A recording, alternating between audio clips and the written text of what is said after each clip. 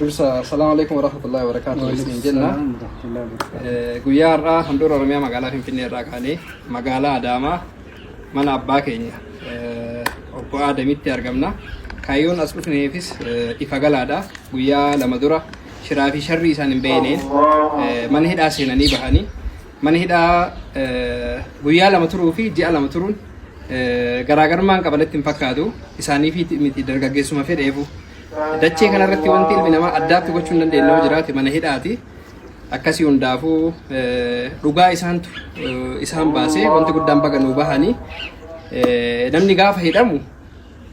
kammaa waa balleessee sammuun miidhama isaa waan balleessin immoo sanii walitti dhagahamuu danda'a kanaaf namoonni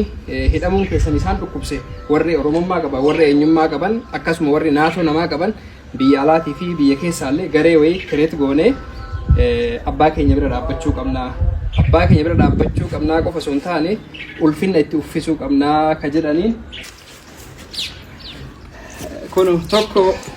yeroon keessa jirullee ji'a kabajamaa ji'a ulfaataa ji'a ramadaanaati waan iftaaraaf isaanii tolu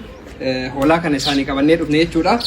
kuni qofti gahaa miti jiranillee waan bitanii kennantu jira nadabuna anjahu sabare muawiyan sabri senatahu melala uzrimu minni walekau jeden ya yazid kolak yakanantahu yalmaki yadubbi bakka kanangahu obbolummaa gamna waan fedhillee ta'uu akkasii abbaa keenya uffata ulfinna illee itti uffisaa sa'aatii illee itti uffisaa sun qofti illee gahaa miti yeroon kun yeroo qorraati Itoophiyaa keessa uffata tuuttaa yookaan komboleeta wal fakkaatu illee itti uffisaa jedhanii waan kanneen hunda goonee dhugaa rabbii dubbachuudhaaf maallaqa sassaabne sanii olii maallaqa namni tokko gaafa sadaqaan iyyatu homa abbaan niyyateef sun kaayyoo abbaan niyyateef sun jechuudha namoonni waan kana nutti ergani nu amananiiti namni dhabameetii miti amanamummaan ufiifi tola ooluun immoo ufumatti tola ooluudha akkasii wantoota kanarra maallaqa hafetu jira maallaqni kunis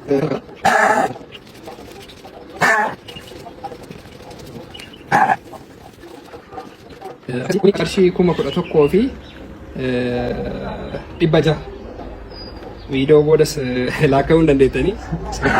yoo jiraate anatu hanqisee kanaafuu waan shaayii isinii ta'a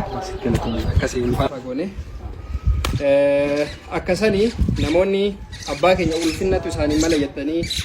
yeroo keessan aarsaa gootanii garee keessatti yaada garagaraa bahataa jirtan warroonni maallaqaan nu cinaa dhaabbattan galatooma ulfaadhaa horaa bulaa deebanaa isiniin jedha asumaan obboleessi kiyyas wanti inni jedhoo jiraate yaada irraa fuunee sanboodhaan gara abbaa keenyaatti namoota waan kanaan isaan cinaa dhaabbatan mooraaliin cabuu keessanii mooraaliin kenna cabuudha isin cinaa jirra yeroo kamutti warra jedheen illee du'aa akka isaan godhaniif isaan affeerra amma gamanumaan gara obboleessa kiyyaa ayyee asitiin guma qeerroo oromiyaa waan kana qindeessee karaa bifa iftoominaatiin sarpiraayis waan jiru goona jennee karaa kanaan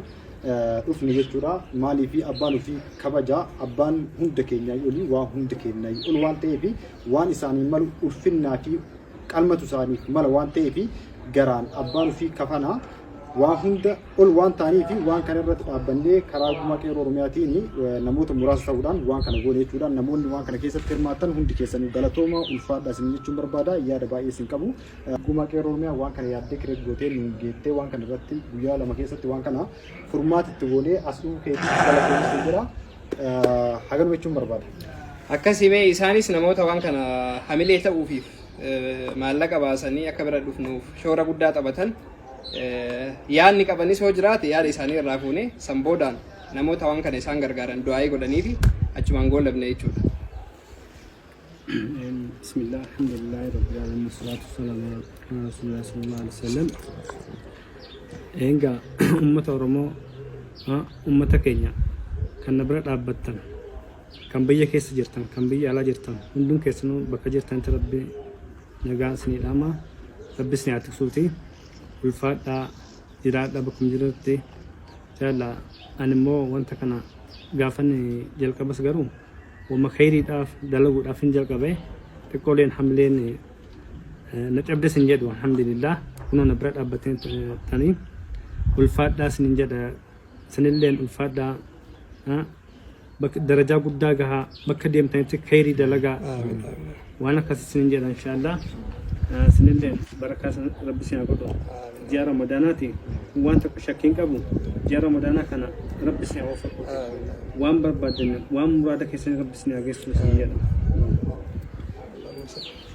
garee kana guyyaa lama keessatti nu rakkabdanii